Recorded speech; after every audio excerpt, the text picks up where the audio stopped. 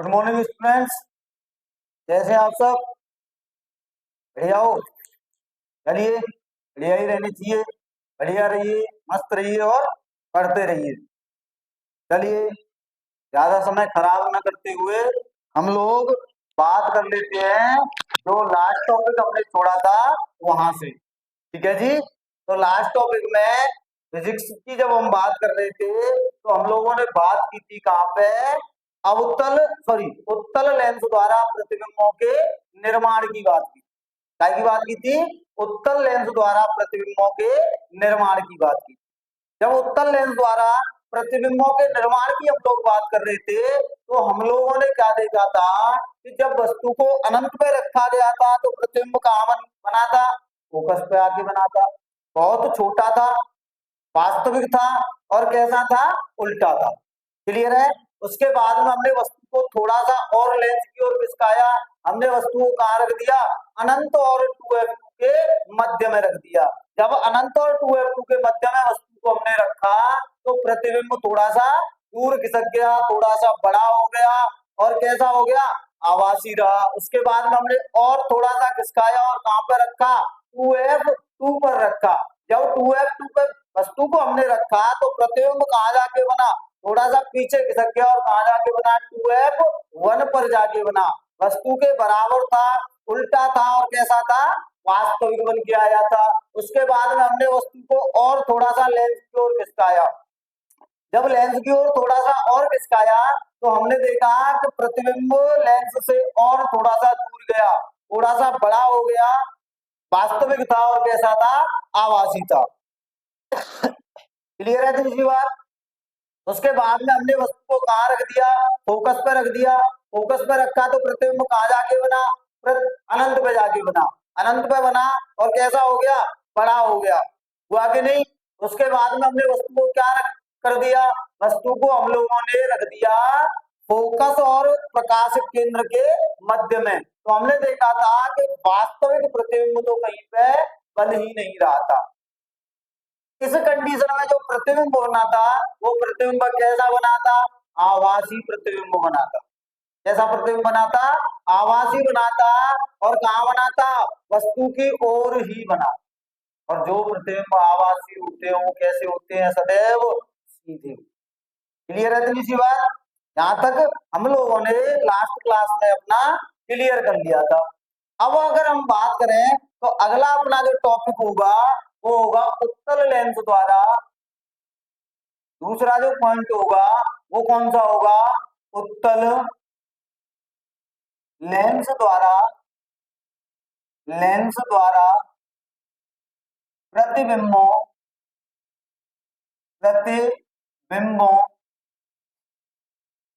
का निर्माण।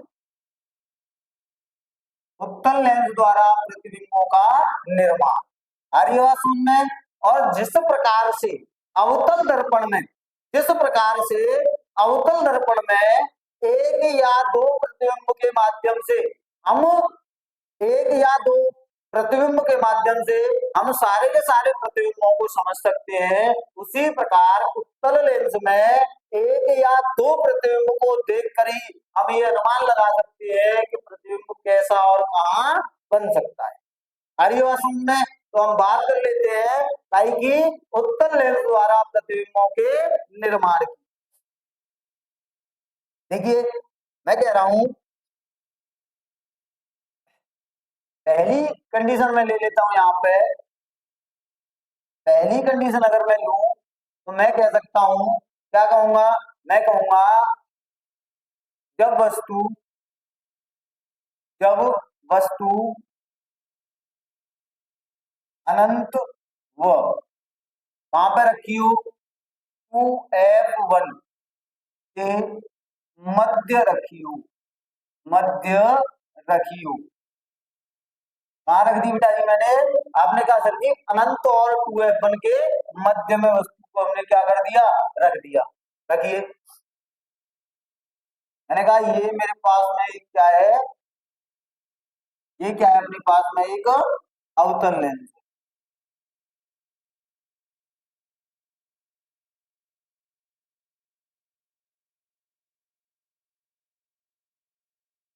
ये क्या है बेटा जी अपने पास एक अवतल लेंस, और इस अवतल लेंस का ये क्या हो गया, मुख्य अक्ष हो गया। यहाँ क्या होगा, आप लोगों ने कहा सर जी यहाँ प्रकाशिक केंद्र होगा, यहाँ पे क्या होगा, यहाँ पे आपने ये कहा यहाँ पे 2f1 होगा, सॉरी f1 होगा, क्या होगा f1, और यहाँ पे क्या होगा उतनी दूरी पे, यहाँ होगा 2f1। और मैंने क्या कर दिया, मैंने वस्तु को यहाँ रख दिया, ये रख दिया वस्तु, ठीक है। और इस वस्तु का नाम मैंने क्या दे दिया, AB। इस वस्तु का नाम क्या दिया हम लोगों ने, AB नाम दिया इस वस्तु को। क्लियर है दूसरी बात। चलिए आपने कहा सर जी एक काम करिए कि सबसे पहले तो इस पे क्या करिए, मुख्य अक्ष के समांतर एक प्रकाशिक किरण डालिए। ये लो बेटा डाल दी, डाली तो कैसे निकल जाएगी, आपने कहा इस प्रकार से क्या हो जाएगी, अपवर्तित होगी। कैसे अपवर्तित होगी, इस प्रकार से। तो मुझे कैसा आभास हो रहा है, आपने कहा सर जी आभास ऐसा हो रहा है कि ये प्रकाशिक किरण कहां से आ रही है, फोकस से होकर आ रही है। कहां से आ रही है, फोकस से आ रही है, ठीक है भाई। अपवर्तित किरण या तो फोकस से आएगी अथवा फोकस से आती हुई प्रतीत होगी, यही तो होता है। अरे यही होता है, बिल्कुल यही होता है सर।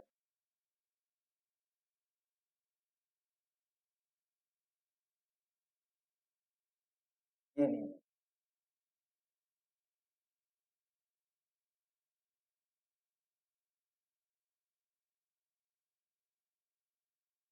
इस प्रकार से अपवर्तित, और ये प्रकाशिक किरण मुझे कैसा आवाज हो रहा है, कहां से आ रही है, इस प्रकार से।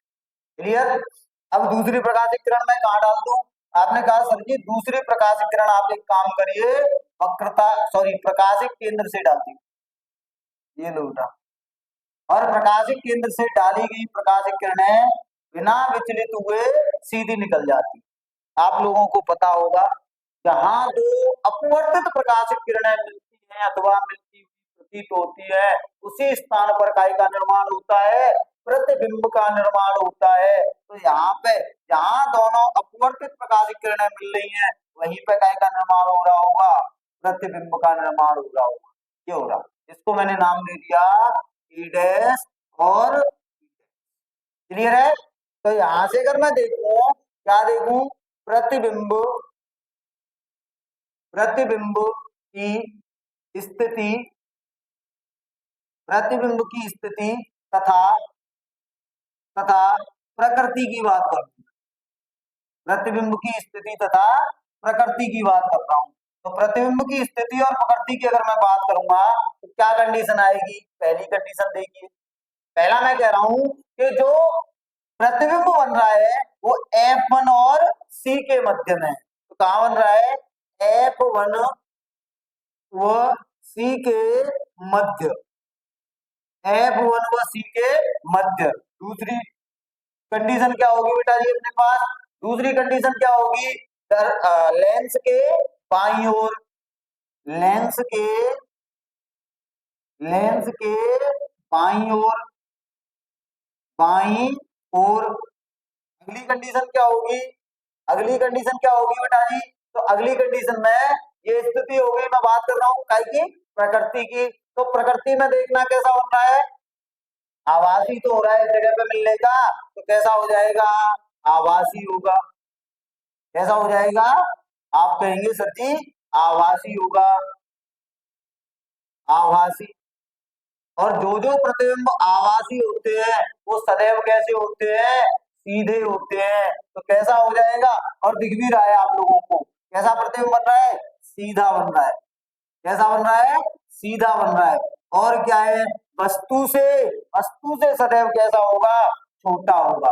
वस्तु से सदैव कैसा बनेगा, छोटा बनेगा। क्लियर है तीसरी बात, कोई दिक्कत है यहां तक, कोई दिक्कत नहीं आया समझ में। अगली मैं बात कर लेता हूं, अगली मैं बात करूं तो सेकंड केस की मैं बात करता हूं। सेकंड केस में मैं वस्तु को यहां से कहीं पे इधर उठा के रखूं, भाई इधर उठा के रखूं। एक ही केस में आप अवतल लेंस के सिर्फ एक ही केस के माध्यम से आप कंडीशन समझ सकते हो। देखिए, प्रतिबिंब हमेशा ही कहां बनना है, F1 और C के मध्य बनना है, हमेशा। कहीं पे भी वस्तु को रखो, प्रतिबिंब सदैव कहां बनेगा, F1 और C के मध्य।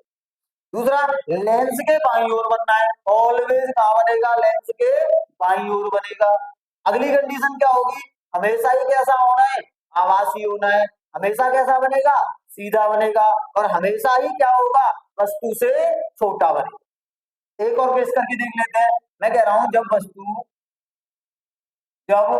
वस्तु कहां रखी होगा, जब वस्तु 2F1 पर रख देता हूं, 2F1 पर रखी हो, कहां पर रखी हो, 2F1 पे, तो कंडीशन क्या बन के आएगी। देखिए, ये मेरे पास में क्या है, ये मेरे पास में एक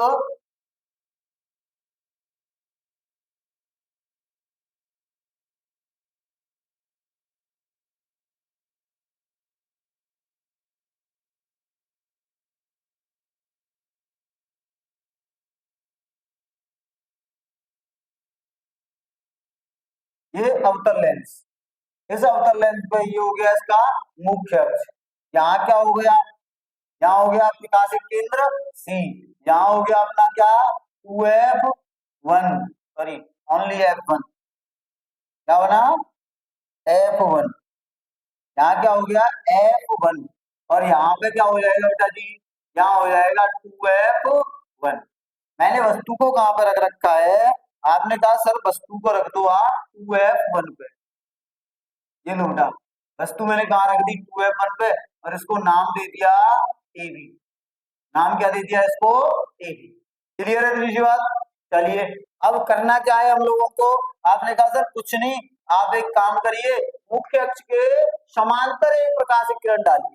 कहां डालिए, मुख्य अक्ष के समांतर। तो मैंने मुख्य अक्ष के समांतर इस प्रकार से एक प्रकाशिक किरण डाली, कहां से होकर निकल जाएगी, आपने कहा सर जी ऐसे करके निकल, कैसे निकल जाएगी, ऐसे करके।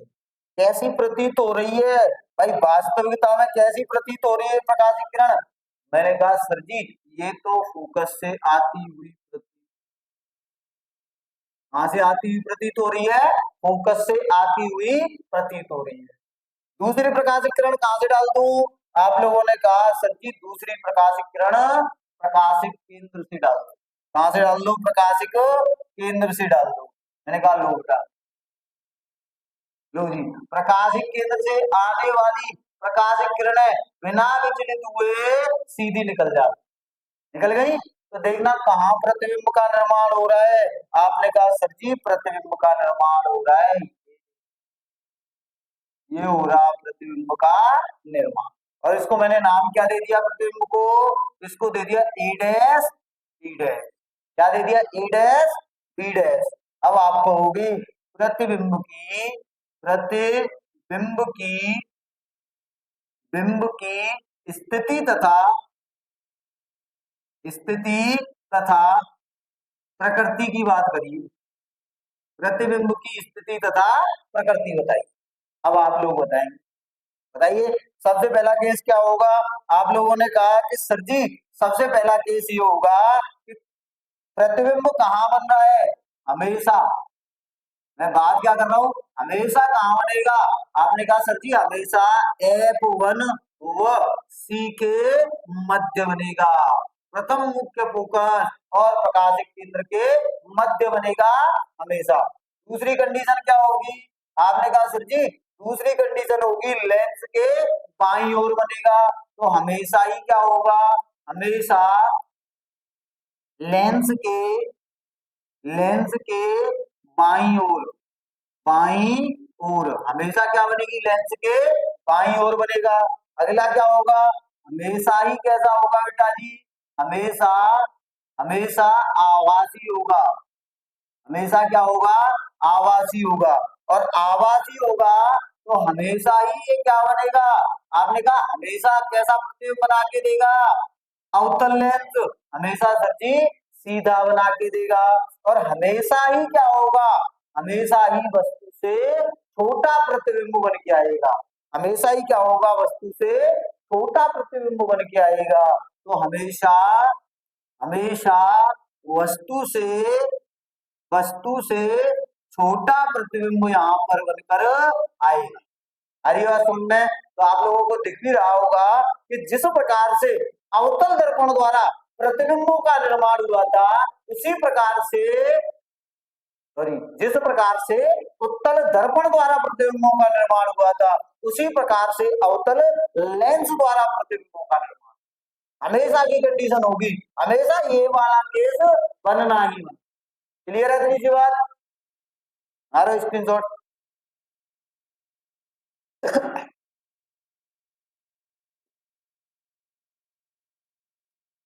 हो गया बेटा जी? क्लियर है? चलिए अगली बात कर लेते हैं हम लोग। अगली बात अगर हम लोग करें तो अगली बात में हम क्या कह सकते हैं? आपने कहा सर जी अब जब यहाँ तक बात हो गई है तो एक काम कर दो। मैंने क्या कहा? क्या काम करे? सर जी आप एक काम करो, यूवीएफ में रिलेशन और बता दो एक बार, क्योंकि यूवीएफ में एक बार रिलेशन पढ़ लेंगे, उसके बाद में यूवीएफ में जब हम रिलेशन पढ़ लेंगे तो उसके बाद में हम लोग क्या पढ़ लेंगे? फिर हम देख लेंगे कि अवतल पृष्ठ अगर आ जाए तो फॉर्मूला क्या निकल के आएगा, रिलेशन क्या होगा, लेंस मेकर फॉर्मूला जो होता है वो क्या होगा। और क्वेश्चन यहाँ से फंसते हैं, क्वेश्चन यहाँ से आएंगे, 101% क्वेश्चन आते हैं। ठीक है, तो सबसे पहले हम बात कर लेते हैं काई की। मैं कहूंगा लेंस के लिए क्या कहूंगा बेटा जी? मैं कहूंगा लेंस के लिए यूवीएफ में रिलेशन, मैं कह रहा हूं लेंस के लिए यू यानी वस्तु की दूरी, वी यानी प्रतिबिंब की दूरी, तथा एफ बोले तो फोकस दूरी में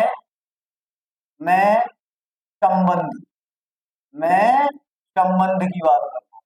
relation between UV and F for a lens.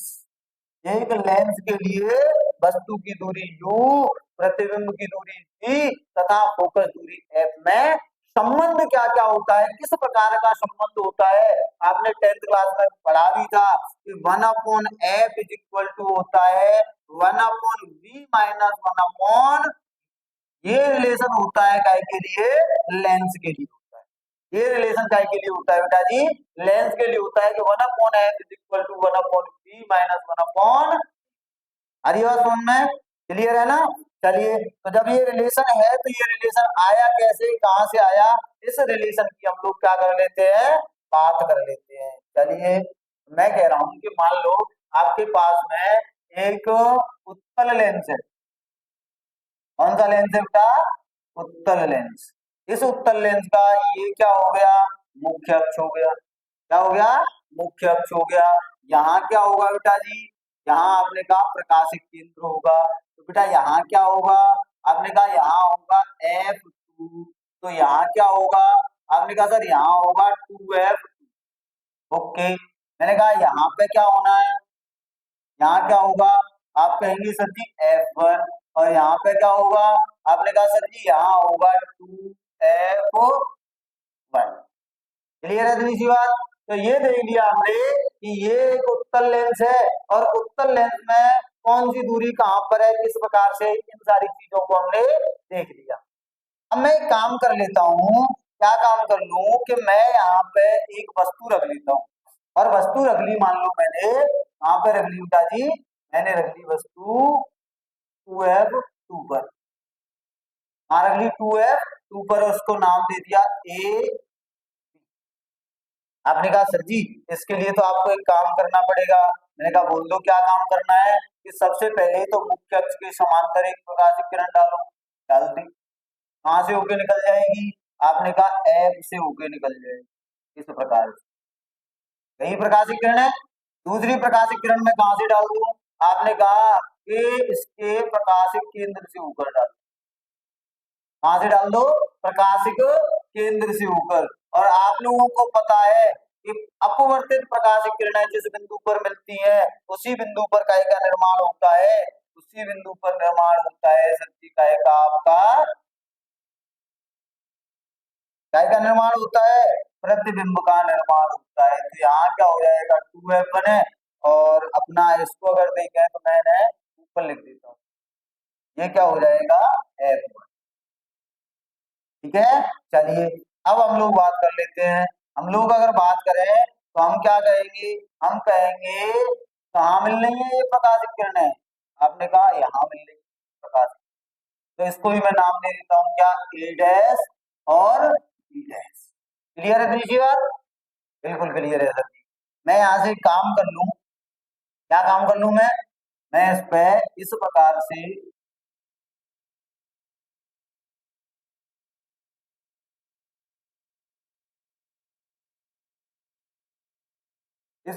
मैंने क्या खींची, एक रेखा खींची। जैसे ही मैंने ये रेखा खींची, अब देखिए क्या कंडीशन बन के आएगी। आपने कहा सर बताइए क्या कंडीशन बन के आएगी, मैंने कहा देखिए मैं सबसे पहले अगर बात करूं, काय की बात करूं, मैं बात करूं ये वाला त्रिभुज एक तो, और इसके साथ में एक ये वाला त्रिभुज देख, मैं कहूं त्रिभुज कौन कौन सी बेटा, तो आपने कहा सर जी, आपने क्या कहा सर जी, देखिए मैं क्या कहूंगा, तो मैं कहूंगा त्रिभुज, त्रिभुज कौन सा ए बी सी, त्रिभुज ए बी सी, वो त्रिभुज कौन सा बेटा जी, ए dash B dash C, A dash B dash C, कैसे है समरूप त्रिभुज है, कैसे त्रिभुज है बेटा, समरूप त्रिभुज है। अब जब समरूप त्रिभुज है तो आप सब जानते हैं कि समरूप त्रिभुजों का एक गुण होता है कि इनकी किन्हीं एक एक भुजाओं का अनुपात सदैव क्या होता है, बराबर होता है। जब भुजाओं का अनुपात बराबर होता है तो मैं कह सकता हूं कि A B upon A dash B dash, क्या बेटा जी, A B upon A dash B dash, A B upon A dash B dash, A B upon A dash B dash बराबर का ही होगा बेटा, बराबर होगा C A upon C A dash, C A upon C A dash. और इसको मान लेता हूं मैं इक्वेशन नंबर फर्स्ट, क्या मान लिया मैंने इसको, इक्वेशन नंबर फर्स्ट, इसको मान लिया समीकरण नंबर एक। अब अगर मैं बात करूं एक और त्रिभुज बना लेते हैं, एक और त्रिभुज बना ले, आपने कहा बिल्कुल सर जी, तो एक और त्रिभुज अगर मैं देखूं तो मैं क्या कह सकता हूं, देखिए मैं यहाँ से कहूंगा कि मैं त्रिभुज की बात करूं तो यहाँ पे एक पॉइंट मान लेता हूँ और इस पॉइंट को मान लू मैं कुछ भी मान लो, आप पी मान लो, ये वाला पॉइंट, ये वाला पॉइंट क्या मान लिया मैंने, पी मान लिया। जब ये वाला पॉइंट पी माना है तो मैं कहूंगा P C F dash, P C F dash तथा A dash B dash F one, P C F one, P C F one ये वाला त्रिभुज तथा A dash B dash, A dash B dash, B dash, A dash B dash और साथ में क्या F one, A dash B dash F one, ये दोनों त्रिभुज भी कैसे हैं, समरूप है। क्यों है सर जी, ये वाला एंगल इस एंगल के बराबर, ये वाला जो एंगल है 90 डिग्री इस वाले एंगल के बराबर, ये भुजा इस भुजा के समांतर, ये भुजा इस भुजा के समांतर, दोनों के दोनों कैसे हैं, समरूप त्रिभुज है। कैसे हैं, समरूप त्रिभुज है। तो मैं यहाँ से कहूंगा त्रिभुज कौन सा बेटा जी, P C F one, P C F one, वो त्रिभुज कौन सा बेटा, A dash B dash F one, A dash B dash F one, कैसे है समरूप त्रिभुज है, कैसे हैं समरूप त्रिभुज है। अब जब समरूप त्रिभुज है तो हम यहाँ से क्या करेंगे, आपने कहा सर जी आप एक काम कर लो कि दो भुजाओं के अनुपात कैसे हो जाएंगे, बराबर हो जाएंगे, तो मैं कहूंगा C upon A dash B dash, A dash B dash बराबर होगा कहेंगे, ये होगा सर जी C F one, C F one upon में क्या हो जाएगा एफ वन, एफ वन से टू एफ वन, F1 और इसको मैं बोल देता हूं ए डैश, F1 ए डैश। ये हो जाएगा समीकरण नंबर 2। क्या हो जाएगा? समीकरण नंबर 2। क्लियर है तीसरी बात? कोई दिक्कत यहाँ तक बेटा जी? आप लोगों ने कहा सर कोई दिक्कत नहीं, कोई दिक्कत नहीं है, तो आगे मेरी बात सुन लीजिए। अच्छा एक बात बताओ बेटा, ये जो सीपी है, सी से पी तक की दूरी, क्या वो ए से बी तक की ऊंचाई के बराबर नहीं है? भाई सीपी जो है ये वाली दूरी इस वाली दूरी के बराबर है। बिल्कुल है सर जी। यानी मैं कह सकता हूं, मैं क्या कह सकता हूं, सीपी बराबर है इकाई के ए बी, है कि नहीं? जब सीपी एबी के बराबर है तो मैं यहाँ से एक काम कर सकता हूँ। आपने कहा सर जी क्या काम कर सकते हो?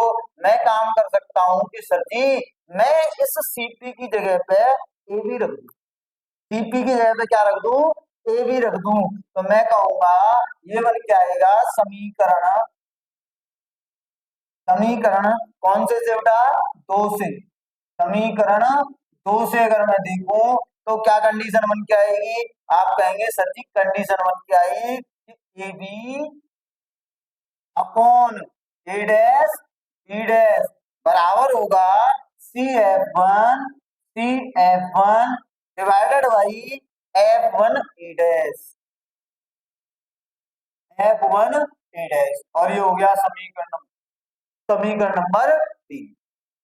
अब गौर से सुने बेटा, मैं कह रहा हूं कि ये वाली संख्या सी A upon C A dash काय के बराबर है? A B upon A dash के बराबर है। इधर ये देखो C F one upon F one A dash काय के बराबर है? A B upon A dash B dash के बराबर है। जब ये 20 के बराबर है, इधर ये 20 के बराबर है, तो ऑटोमेटिकली ये वाली संख्या इसके बराबर होगी कि नहीं होगी? आपने कहा बिल्कुल होगी सर, ऑटोमेटिकली होगी। जब होगी तो मैं कह सकता हूं समीकरण, समीकरण 1 व 3 से, समीकरण 1 और 3 से अगर मैं देखूं तो क्या कंडीशन बन के आएगी? कंडीशन बन के आएगी सर जी ये निकल के आएगा सी A upon C A dash बराबर होगा C F one upon F one A dash. Clear? कोई दिक्कत? आपने कहा कोई दिक्कत नहीं सर जी, कोई दिक्कत नहीं है। तो अब एक बात बताइए और से सुने, मैं कह रहा हूं सी से ए तक की दूरी, सी से ए तक की दूरी क्या हो गई? वस्तु की दूरी। क्या हो गई? वस्तु की दूरी। ठीक है सर जी। सी से ए डैश तक की दूरी, सी से ए डैश तक की दूरी क्या हो गई? प्रतिबिंब की दूरी। आई की दूरी? प्रतिबिंब की दूरी। क्लियर? सी एफ वन, सी से एफ वन तक की दूरी फोकस दूरी। कौन सी दूरी? फोकस दूरी। एफ वन से ए डैश तक की, ये नहीं पता है सर, एफ वन से ए डैश तक की दूरी हमें नहीं पता, F1 से A डैश तक की दूरी हमें नहीं पता है। नहीं पता है तो दिक्कत लेने की आवश्यकता नहीं। सर जी एक काम करिए, आप निकालिए C से A डैश तक की दूरी तो पता है? बिल्कुल पता है भाई। प्रकाशिक केंद्र से प्रतिबिंब तक की दूरी क्या कहलाती है? C कहलाती। तो यहाँ से यहाँ तक की मुझे पता है, मुझे C से F1 तक की दूरी पता है। तो क्या मैं सी ए डैश में से सी एफ वन घटा दूं तो मेरी एफ वन ए डैश निकल के आएगी कि नहीं? आपने कहा बिल्कुल आएगी सर जी। तो रखिए बस, कुछ नहीं है। क्या निकल के आएगा? सी A upon C A dash बराबर क्या निकल के आएगा? ये हो जाएगा C F one upon F one A dash. Clear है इतनी सी बात? यहाँ तक किसी को कोई दिक्कत कोई परेशानी कोई नहीं है ना? चलिए तो ये हो गया अपने पास एफ, सॉरी इसको मैं एक काम कर लूं कि ये जो है इसको मैं क्या कर सकता हूँ, इसको कर सकता हूँ बेटा जी अपना एफ वन यानी सी ए डैश, क्या कर दूंगा? सी ए डैश माइनस क्या हो जाएगा? C F one, C F one. Clear है तेरी शिवा? अब मैं अब यहां से सुन क्या करना है। अब करना है सर जी हमें वैल्यू पुट कर। देखिए सी ए, सी ए ये होता है वस्तु की दूरी यानी कि u। पॉजिटिव होगी कि नेगेटिव? ये वस्तु की दूरी पॉजिटिव होगी कि नेगेटिव? आप लोगों ने कहा सर जी हम चल रहे हैं यहाँ से यहाँ और प्रकाशिक किरण चल रही है यहाँ से यहाँ। प्रकाशिक किरण के विपरीत दिशा में चली गई सभी दूरियां सदैव कैसी होती हैं? नेगेटिव होती है। तो कितना आएगा? माइनस का u आएगा, माइनस का u आएगा। उसके बाद में अगर मैं देखूं, मैं कहूंगा CF1 कितनी होगी? तो आप कहेंगे प्रकाशिक केंद्र से फोकस तक की दूरी क्या कहलाती है? फोकस दूरी कहलाती है। प्लस की होगी कि माइनस की? आपने कहा सर जी इधर है इधर, और इधर प्रकाशिक किरण भी किधर चल रही है? इधर चल रही है, तो कैसी होगी? पॉजिटिव। क्लियर है इतनी सी बात? अगला अगर मैं देखूं तो मैं कहूंगा CA डैश। तो आपने कहा CA डैश क्या हो जाएगी? C से प्रतिबिंब तक की दूरी क्या कहलाती है? B होती है। क्या होती है बेटा जी? B होती है। पॉजिटिव होगी कि नेगेटिव? आप लोगों ने कहा सर जी इधर रखी है, इसका मतलब कैसी होगी? पॉजिटिव होगी। कैसी होगी बेटा जी? पॉजिटिव होगी। क्लियर है इतनी सी बात? तो CA डैश कैसी हो गई? प्लस के भी हो गई। अगली अगर मैं बात कर लूं तो अगला कौन रह रहा है? CA डैश अभी निकाला है, ये रहा CA डैश। CF1 आपको पता है CF1 कहाँ है? ये रहा। बस वैल्यू पुट करो। क्या कर दो? वैल्यू पुट करो। बट करिए वैल्यू पुट। देखो CA की जगह पे क्या आएगा? माइनस का u बट्टे में CA डैश की जगह पे क्या आएगा? v बराबर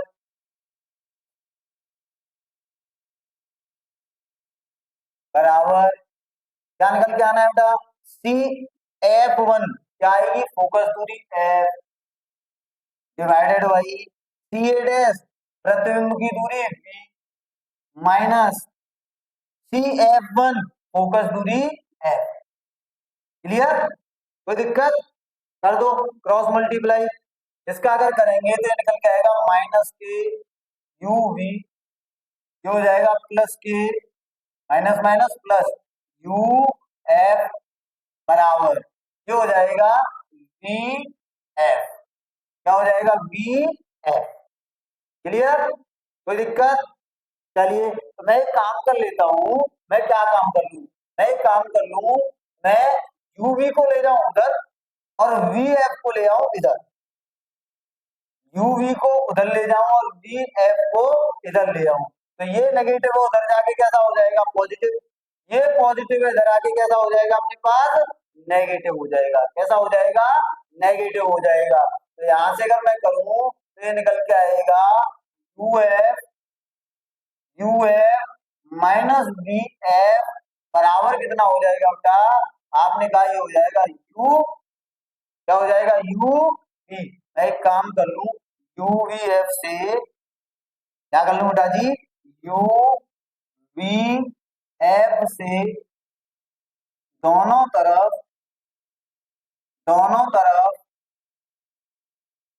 भाग करने पर भाग करने पर दोनों तरफ क्या कर दूं?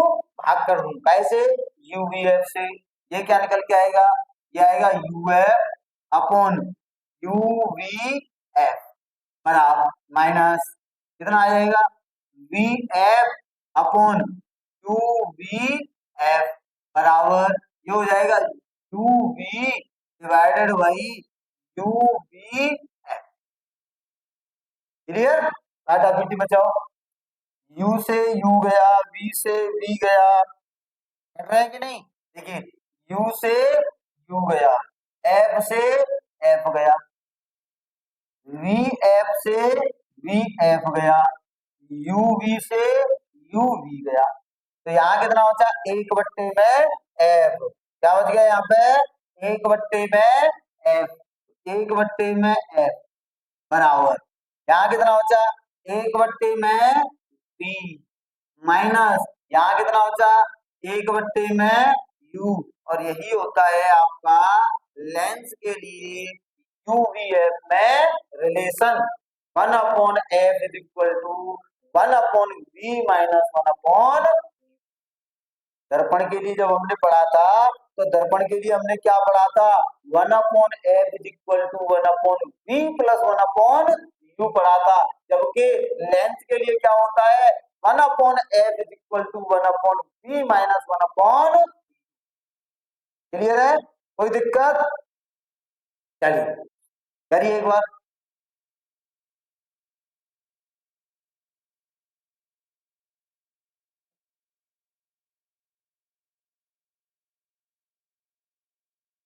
हो गया बेटा जी?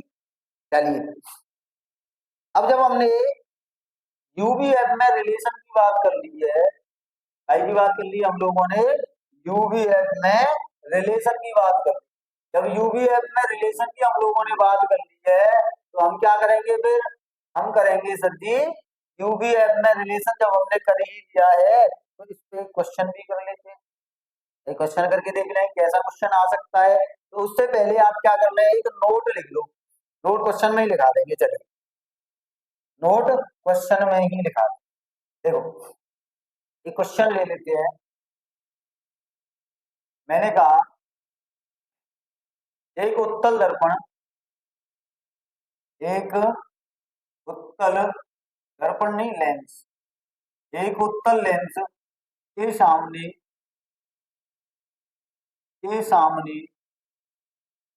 यह 20 सेंटीमीटर 20 सेंटीमीटर की दूरी पर एक वस्तु रखी है, एक वस्तु रखी है। क्या कह रहे हैं, मैं कह रहा हूं कि एक उत्तल लेंस के सामने 20 सेंटीमीटर की दूरी पर वस्तु रखी है। यदि यदि वस्तु यदि लेंस की फोकस दूरी लेंस की फोकस दूरी 10 सेंटीमीटर हो 10 सेंटीमीटर हो तो तो प्रतिबिंब की तो प्रतिबिंब की प्रतिबिंब की स्थिति स्थिति तथा प्रकृति की गणना कीजिए गणना कीजिए प्रतिबिंब की स्थिति तथा प्रकृति की गणना कीजिए। तो कह रहा है कि आपके सामने उत्तल एक लेंस है, उस उत्तल लेंस के सामने 20 सेंटीमीटर की दूरी पे कोई वस्तु रखी है। यदि उत्तल लेंस की फोकस दूरी कितनी हो, 10 सेंटीमीटर हो, तो प्रतिबिंब की स्थिति और प्रकृति क्या होगी, इस बारे में आपको बताना है। आपने कहा लीजिए अभी बता देते हैं सर जी, ये थोड़ा सिंपल सी बात है। मैंने कहा देखिए क्या कंडीशन बन के आएगी, कंडीशन क्या होगी, देखिए मैं कह रहा हूं u बराबर कितना उसने हमें दे रखा है,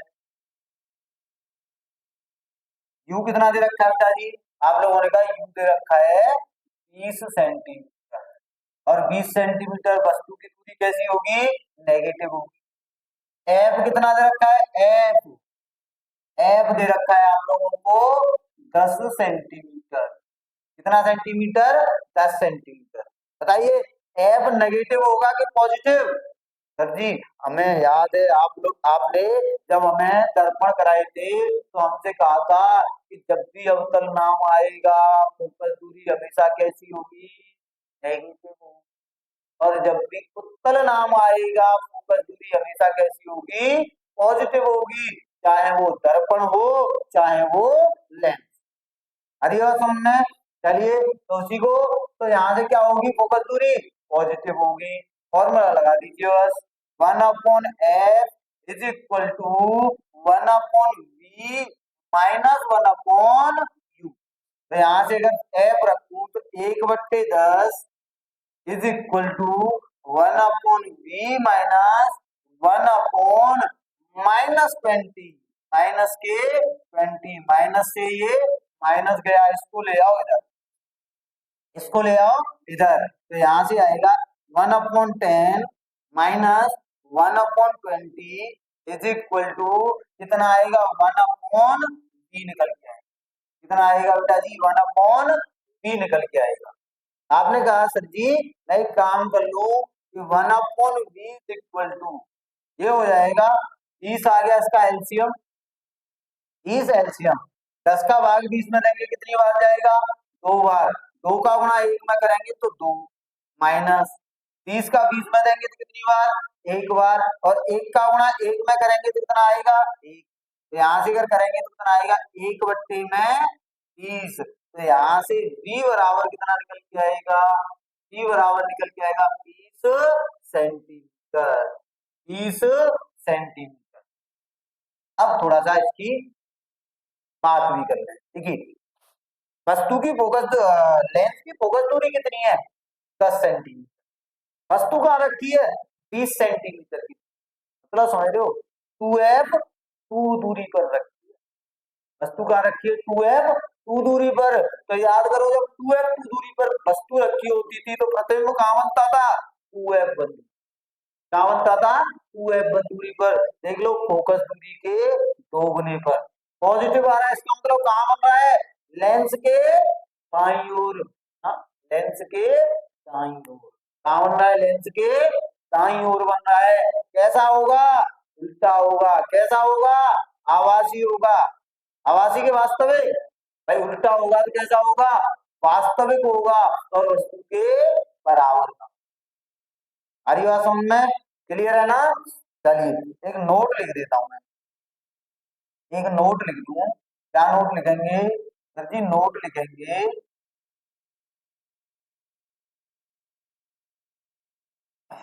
अवतल अवतल लेंस तथा तथा अवतल दर्पण की फोकस दूरी की फोकस दूरी सदैव सदैव ऋणात्मक होती है सदैव कैसी होती है ऋणात्मक होती है होती है जबकि जबकि उत्तल उत्तल लेंस व उत्तल दर्पण की लेंस व उत्तल दर्पण की फोकस दूरी सदैव सदैव कैसी होती है बेटा सदैव कैसी होती है धनात्मक सदैव धनात्मक होती है ठीक है उत्तल चाहे लेंस हो उत्तल चाहे दर्पण हो फोकस दूरी आप लोगों को सदैव कैसी लेनी है पॉजिटिव लेनी है अवतल चाहे लेंस हो अवतल चाहे दर्पण हो सॉरी फोकस दूरी हमेशा कैसी लेनी है आप लोगों को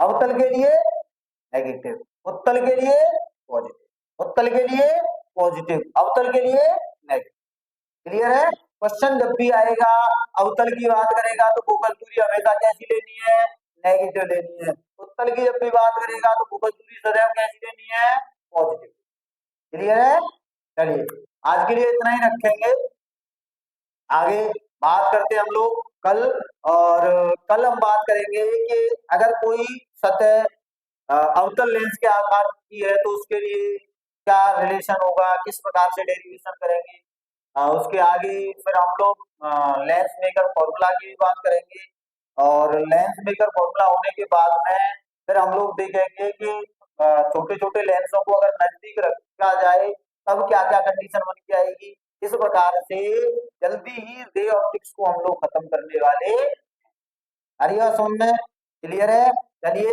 आज के लिए इतना ही रखते हैं और एक चीज ध्यान रखनी है क्या ध्यान रखनी है सर जी अगर वीडियो अच्छी लगे तो लाइक करना है वीडियो अच्छी लगे तो क्या करना है लाइक करना है चैनल को सब्सक्राइब करना है और क्या करना है ज्यादा से ज्यादा शेयर करना है ठीक है तो क्या करिए वीडियो को लाइक करिए, चैनल को सब्सक्राइब करिए और ज्यादा से ज्यादा क्या करिए, शेयर करिए। धन्यवाद।